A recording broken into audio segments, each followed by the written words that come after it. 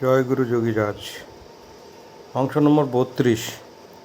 যাহাতে শ্বাস প্রশ্বাসের গতি স্থির হয় তাহাই ধর্ম, যাহাতে স্থির হয় না তাহা অধর্ম। কীভাবে শ্বাস প্রশ্বাসের গতি স্থির হয় সেটা বলতে গিয়ে যোগীরাজ অর্থাৎ শ্যামাচরণ লাহিড়ী মহাশয় বললেন, সকলেরই দেহে 6টি চক্র আছে, উহাকে ষটচক্র বলে। ওই ষটচক্রই সকলকে বাঁধিয়া রাখিয়াছে। যদি তোমরা প্রাণকর্মের দ্বারা অবলম্বন শূন্য হইতে পারো, অর্থাৎ শূন্যকে আশ্রয় করতে পারো, তাহা হইলে উহারা কিছুই করিতে পারিবে না। তখন বুঝিবে ষটচক্র ভেদ হইয়াছে। শূন্য অর্থাৎ কিছুই নহে। ওই কিছুই নহে অবস্থায় অবস্থান করলে কোনো বাধা থাকে না। শ্বাস প্রশ্বাসের সঙ্গকেই সৎসঙ্গ বলে, কারণ যতক্ষণ শ্বাস প্রশ্বাস আছে ততক্ষণ জীবের সত্তা। অতএব শ্বাসই সৎ। এই শ্বাস প্রশ্বাসের সহিত সঙ্গ করিতে পারিলে শূন্যের স্থিতি হয়। তখন কর্তৃত্ব, চিন্তা, পাপ, পুণ্য, ইচ্ছা সবই চলিয়া যায় ও স্বভাব আত্মভাব প্রাপ্তি হয়। কুণ্ডলিনী হইতেছেন আধার শক্তি। ইনি সুপ্তা, ইনি স্থূলকে অবলম্বন করিয়া ধরিয়া আছেন। উহাকে আধারচ্যুত করিতে হইবে, যাহাতে হইলে ইনি শিব অর্থাৎ শূন্যকে আশ্রয় করিয়া নিরাশ্রয় বা নিরবলম্ব হইবেন। নিরাশ্রয়ং মাং জগদীশ রক্ষ। জীব প্রথমে স্থূল তত্ত্বেই আশ্রয় মনে করে, কিন্তু শূন্যতত্ত্ব সেখানে কোনো অবলম্বন নাই, তাহাই জীবের প্রকৃত আশ্রয়। কণ্ঠের ঊর্ধ্বে আজ্ঞাচক্র স্মৃতি অর্থাৎ আশ্রয় লাভ করিলে তবেই জীবের স্থায়ী রক্ষা হয়। আজ্ঞাচক্র হইতে দুই দিকে যাওয়া যায়, উপরে অব্যক্ত, নিচে ব্যক্ত। তাহার শিক্ষা দেওয়ার পদ্ধতি ছিল স্বতন্ত্র। তিনি সব সময়ই আধ্যাত্ম কথাগুলি সূক্ষ্ম বৈজ্ঞানিক ব্যাখ্যা করিতেন, সেই জন্য উহা সাধকদের হৃদয়ে স্পর্শ করিত।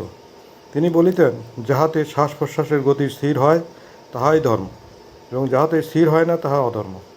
কর্ম কখনো বন্ধনের কারণ হইতে পারে না। কর্মের ফল প্রত্যাশাই বন্ধনের কারণ। কর্মের কোনো ভালো মন্দ ভেদ নাই। মোহের সহিত নিজেকে জড়াইয়া ফেলিয়া কর্ম করিলেই কর্ম মন্দ ফল প্রসব করে।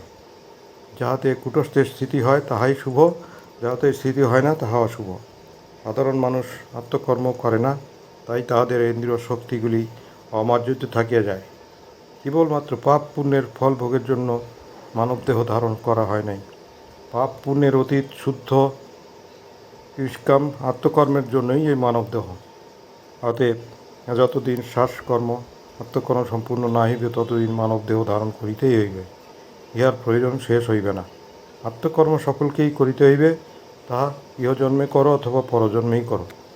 মানবদেহ ব্যতীত আত্মকর্ম করিবার উপায় নাই। দেহকেই ক্ষেত্র বলে। ইদং শরীরং কৌন্তেয় ক্ষেত্রমিত বিধায়তে। হে কৌন্তেয়, জ্ঞানের প্ররোহ ভূমি বলিয়া এই শরীরকে ক্ষেত্র বলে, কারণ ধর্ম ও কর্ম এই দেহের দ্বারাই সম্পন্ন হইয়া থাকে।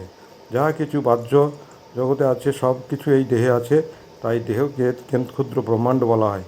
মন প্রাণ ও দ্বারা এই দেহকে ধারণ করিতে পারিলে অমৃত ফল লাভ করা যায়। তাই মহাত্মা রামপ্রসাদ বললেন, এমন মানব জমিন রইল পতিত, আবাদ করলে ফলত সোনা।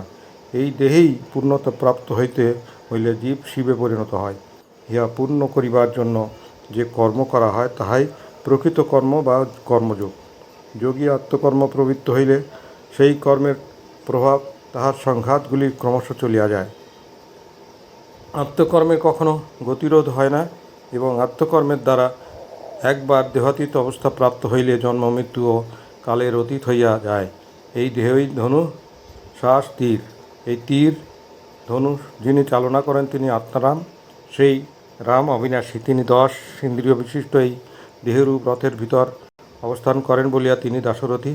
তাই যোগীরাজ লিখিয়াছেন, জিহ্বা তালুকে ভিতর গড়ায় দিয়া ওঙ্কার ধ্বনি जो सुनाई है सो মূল মন্ত্র রাম নাম হ্যায়। জিহ্বাকে তালু গহ্বরে বসাইয়া দিলাম। এই অবস্থায় আত্মকর্ম করিতে করিতে এখন যে ওঙ্কার ধ্বনি শুনিতেছি